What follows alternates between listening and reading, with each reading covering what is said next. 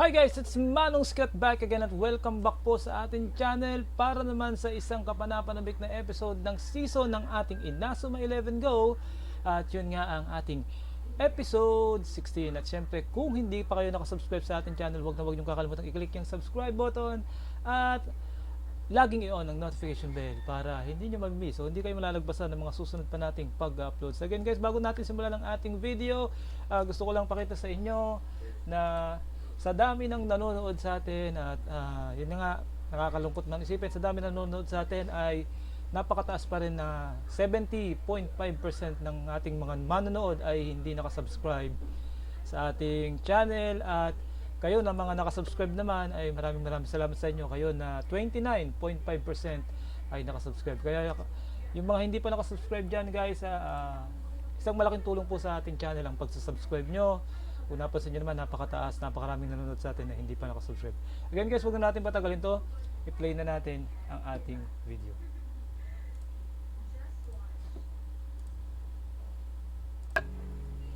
Inazuma 11 Go! Hajimaru yo!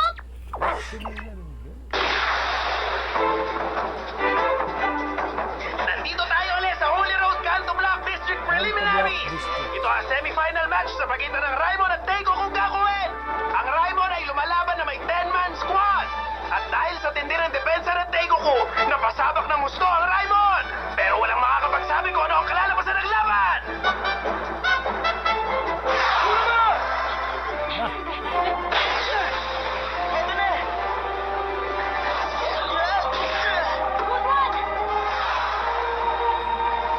Pasok ka!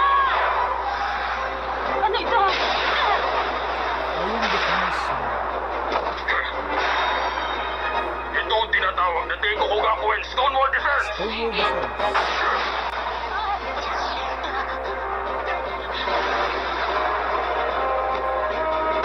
Ipinasa ang bola sa kapten ng Teikoku na si Mikato Haruma. Atake. Okay.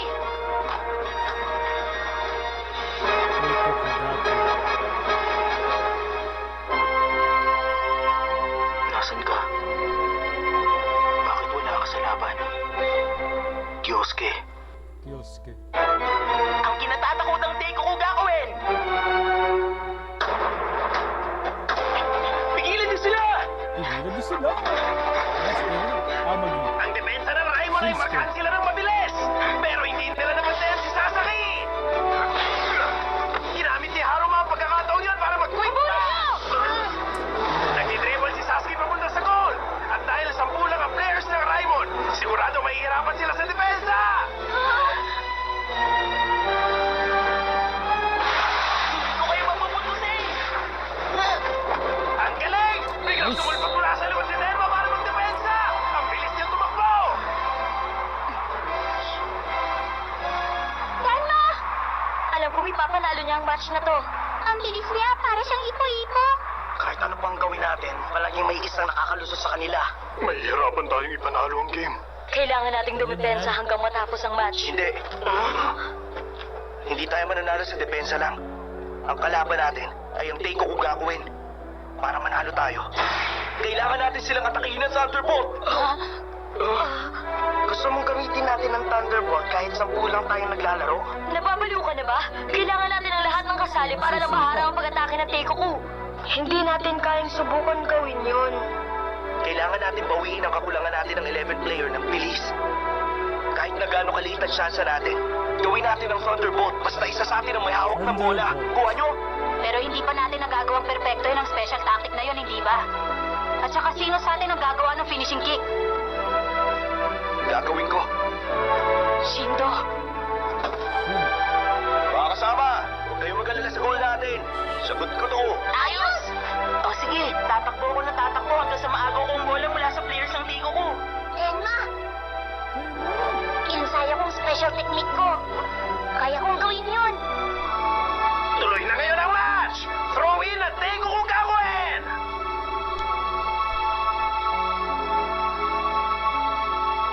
Ay, Kyosuke. Kyosuke. Good morning, kuya. Ayan, galing.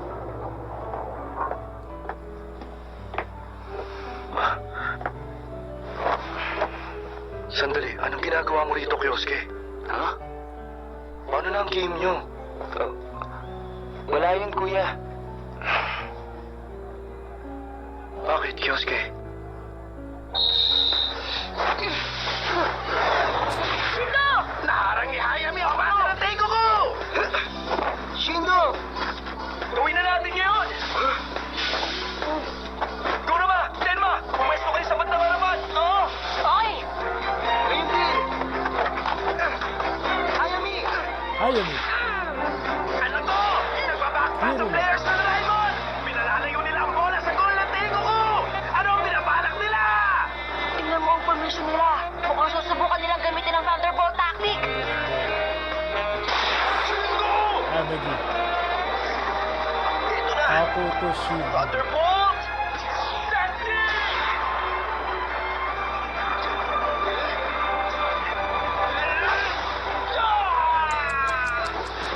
Hindi kaya. Nasa mo yun ba ang bola? Tuloy nyo! Okay! Kinuha ni Tenma ang bola pagkatapos tumalbog kay Shindo! Anong bolang yan? Solo kasos na! So yung alis net! Oh! Nalampasan ni Tenma si Azukashi at nag-dribble malapit sa defensive line ng Teiko ko! Harangin niyo siya! Dito, Tenma! Captain! Tumatakbo rin si Shindo malapit sa goal! Tenma! Eto, Captain! Na. Fortissimo!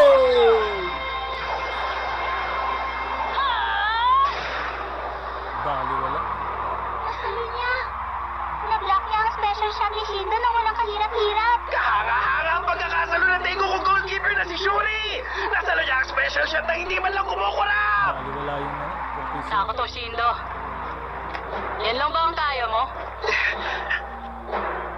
Ang wall ng Teiko Kugakuen ay mas mataas, makapal at matibay kaysa sa inaakala nyo o iniisip. Kaya, huwag mong maliitin ang galing namin sa soccer. Di nyo kami kaya. Trust to. Tulad ng inaasahan, kapag napigilan na si Shinto, wala nang magawa ang team nila. Sige, yanigin nyo pa sila. Opo. Players! Makinig kayo! Gawin niyo ang Operation Delta 3! Opo.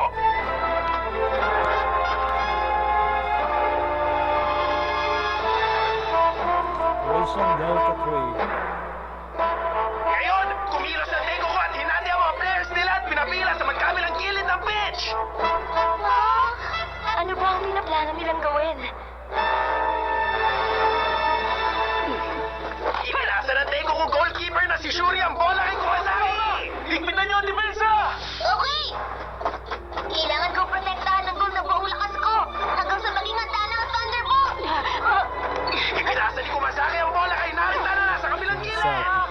Ngayon naman, ipinasa ni Narita ang bola kay Sasaki! Puro lang passes ang Teiko ko sa magkabilang gilid! Nagulat ang Raimon sa biglang pag-atake ng Teiko ko! Dahil nasa harapan nila si Shindo, hindi sila makadiskarte para sa kabilang dulo kaya naging isa na itong one-sided defensive battle. Mukhang ito na ang kahinaan ng Raimon Soccer Team. Izumi! Isang high ball pass! Isinentro papunta mismo kay Izumi! Akin na yan! Eyeball pass. Tumanaw na si Izumi! Ilang beses ako nag-practice kanina. Kaya ko siyang pigilan. Ah! May ka dyan!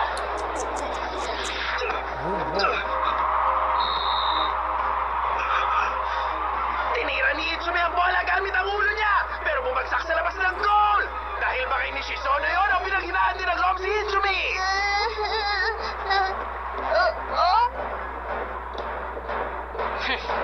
Hindi na kita magbibigyan mamaya. Shinsuke! Ayos ka lang ba? Kuyat. Paano ko pa pipigilan ang team nila ngayon? Oh, mention stay. Relax ka lang.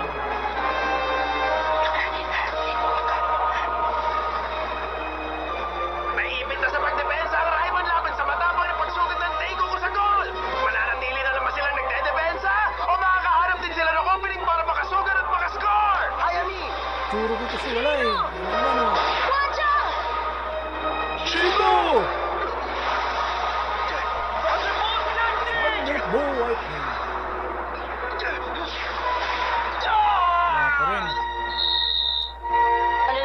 natin ngayon, Shindo. Hindi talaga kaya. Kulang ang 10 players para labanan ng isang full team. Oo nga, at ang ginagamit nating Thunderbolt ay hindi rin gumagana.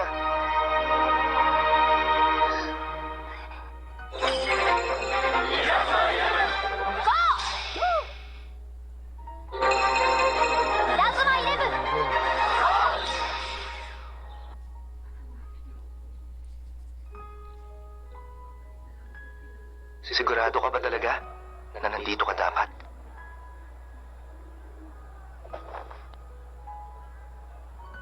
Kung aalis ka ngayon, aabot ka pa sa Abot match. ka pa, kakiyos-gos. Okay, tulog eh. Punta ka na. Kung kailangan. Sige na, huwag ka mag-alala. Kahit wala ako, kaya nilang lumaban ng 10 players lang.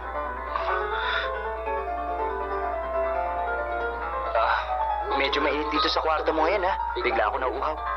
Kuha muna ako na maiinom. Kyosuke. Gusto. Tulog eh.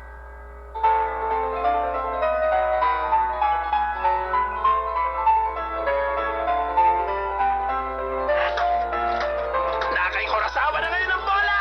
May pagkakataon na naman ang Tenko ko na umatake! Haruma!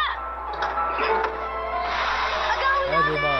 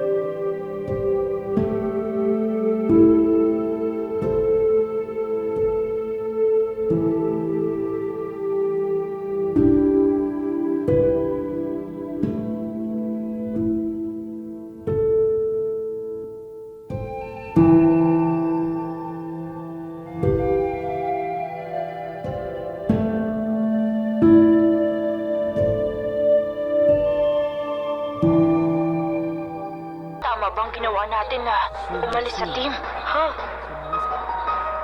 Ano bang iniisip mo? Hindi ito ang oras para itanong mo yan. Alam ko, pero... Malakas talaga ang players ng Teiko gagawin. Siya pala ang coach ng team, si Kido Yuto. Kido ito. Ang genius player maker na nagdala sa Inazuma Japan sa World Championship. At best friend ni Coach Endo. Hindi ako makapaniwalang tinutulungan niya ang 5th sector. Pero siguro, dahil kasama siyang lumaban nun ni Coach Endo, baka magbalik sa kanya ang mga alaala kung anong tunay na soccer. Nagawa ng Raimon na i-clear ang bola para maiwasan ang sunod-sunod na pag-atake ng Tengoku! Pero delikado pa rin sila! Tuloy na ang match sa pag-throw-in ng Tengoku! Pipigilan ko siya! Depensa, Hindi mo depensa. kaya! Pipigilan ko siya! Kaming bahala! Paranin siya! Ipinasa ni Kumasaki ang bola kay Haruma! Walang bantay si Haruma! Save. Great save! Na-block ng goalkeeper na si Ayun Santos na. ang bola! Shinsuke. Shinsuke! Kung hindi ko sila mapipigilan, makakascore sila. Pero kakayanin ko pa napigilan sila. Ayan, Sora da! Aite ni mukatte janai! ayan. Sora ni mukatte! Aim for the sky and fly. Nice. Targeting na daw yung... Nakuha ko na. Lipad, Shinsuke. Lipad. Shinsuke! Masyado akong naipit sa kaiisip kung paano pipigilan ng bola kaya hindi Isang ako title. makatalo ng maayos.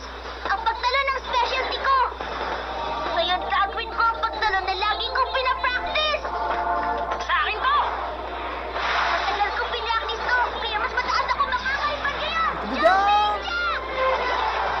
Jack. Mas mataas pa siyang tumalon sa akin!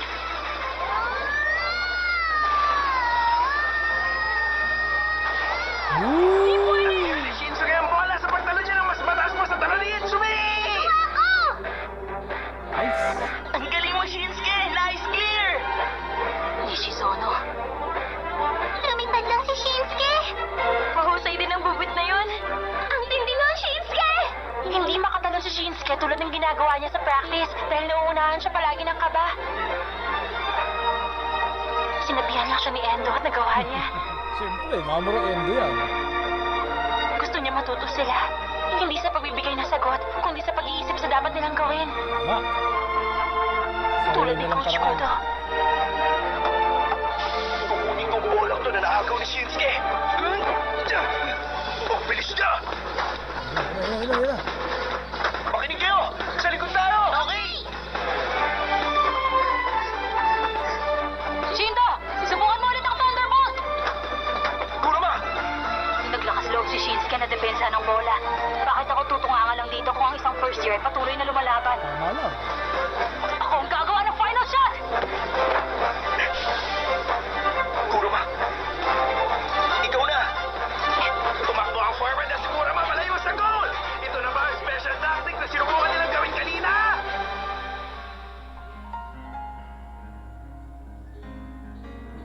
Yosuke Tsurugi. Wala ka pa rin. Nasaan ka na? Bakit hindi ka nag-participate sa match ngayon? Tsurugi? Tsurugi. Yosuke. Ayumi! Kino! Watch out! Susubukan na naman nila ang Thunderbolt. Sa tingin ba nila magagawa nila yun? Naniniwala ako na binigyan ka ng 5th sector ng malinaw at eksaktong misyon. Ang siguruhin na matatalo ang Raimon sa match na ito. Wala kayong dapat ipag-alala. Kahit na hindi ako naglaro sa match na to, matatalo ang Raimon.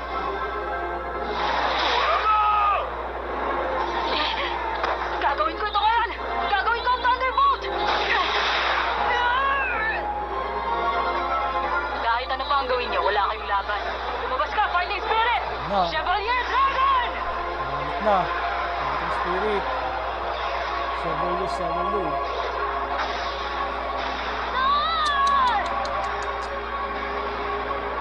Inilabas niya ang fighting spirit niya! Kurama, ayos ka lang ba? Na. Nakagaw ni Kumasaki ang bola gamit ang fighting spirit niya!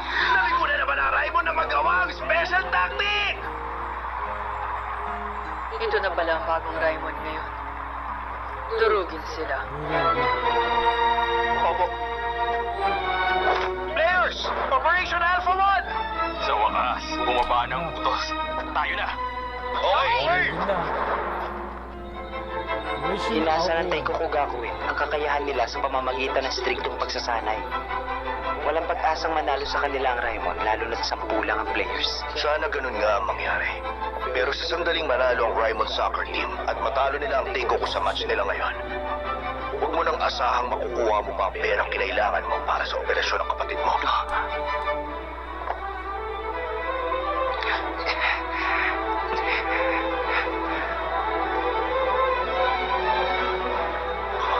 Ako, narinig yung kuya.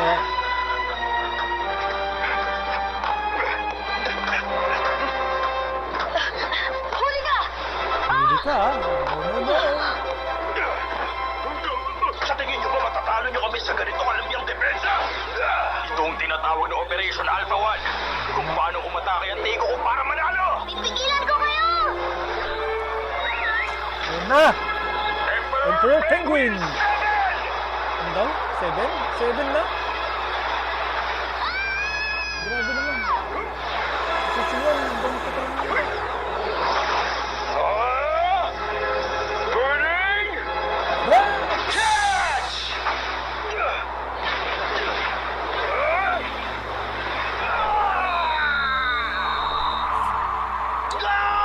Emperor Penguin na, Ang number 7. matinding tira ni Haruma ay nakalusot sa mga kamay ni Sangoku at tumiskor! Bagay. Unang nakaskor ng goal ang Taiko Gakuen dito sa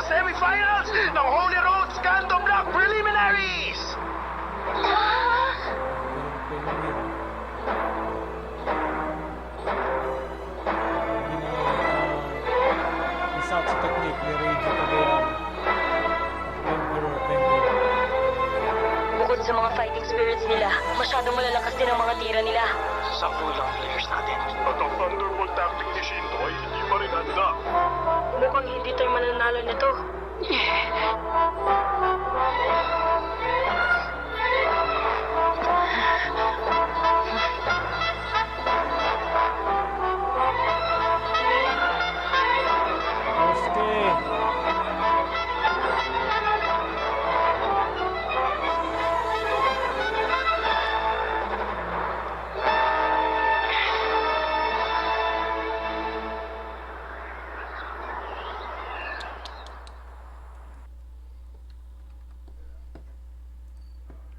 Whew!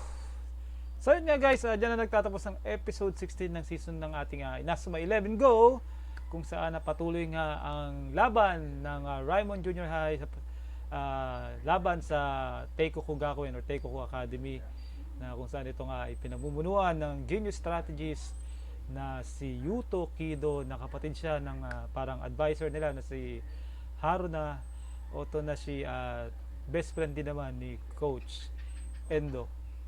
Ngayon guys, pinipilit ng Raimon na mabuo yung kanilang special technique na Thunderbolt, pero hindi talaga sapat yung lakas nila Shindo ni Kurama na sipain pabalik yung bola.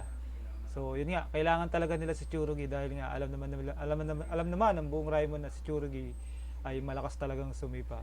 Yun nga lang, naiipit sa sitwasyon kung saan ang kuya kasi niya ay kailangang maoperahan para makapaglaro ulit, at kailangan niya ng pera, at kailangan niya sumunod sa kung ano ang inuutos sa kanya ng 5th sector. Again guys, kung nagustuhan niyo yung video nito, at kung okay na yung video natin, hindi na siya blurred at hindi na siya lag, click nyo yung like button, at syempre ang pag-share. Lagi nyo i-share videos natin guys, para mas marami pa tayong makakasabang, makakapanood. And again guys, tulad ng sinabi ko kanina sa intro, marami po ang nanonood sa atin na hindi pa nakasubscribe, kaya mag-subscribe na kayo. Again guys, this is Manong Scott, at magkita-kita ulit tayo sa mga susunod pang episode. Bye-bye.